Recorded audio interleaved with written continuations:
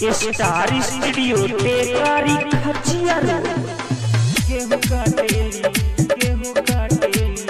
गेहूं काटे पियर हरा के वाली संदीप बाबू गेहूं काटे हरा के वाली गेहूं काटे हसुआ का तन लेके जाले बाधारी में पीछे पीछे ओकर के गईनी खरियानी में ये भाई का कोही हसुआ का तन लेके जाले बाधारी में पीछे पीछे ओकर के गईनी खरियानी में यही बतिया रहे गो सच वाली आए आए यही बतिया रहे गो सच वाली गेहूं काटेली गेहूं काटेली गेहूं काटेली पियर की फराक वाली गेहूं काटेली गुजर की फराक वाली गेहूं काटेली पियर की फराक वाली गेहूं काटेली गेहूं काटेली संदीप बाबू गेहूं काटेली पियर की फराक वाली गेहूं काटेली पियर की फराक वाली गेहूं काटेली पियर की फराक वाली गेहूं काटेली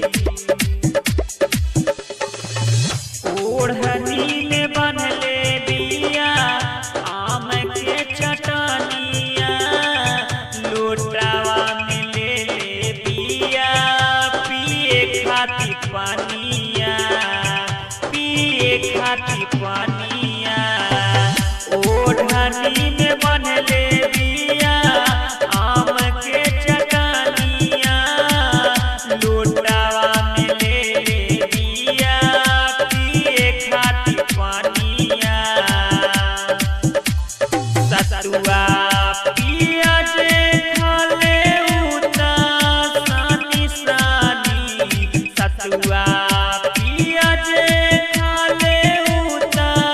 सानी सानी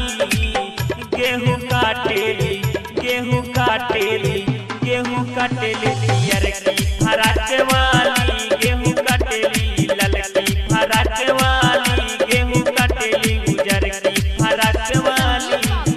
गेहूं काटेली गेहूं काटेली गुजर की फराक वाली गेहूं काटेली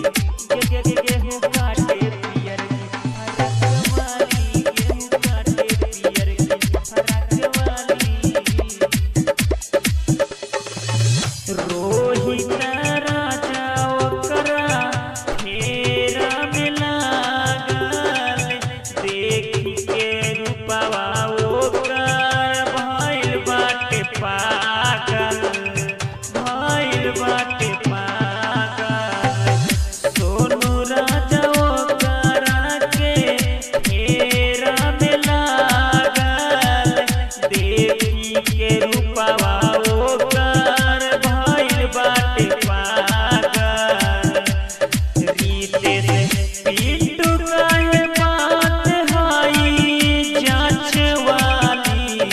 रीते से पिंटू काहे बात सब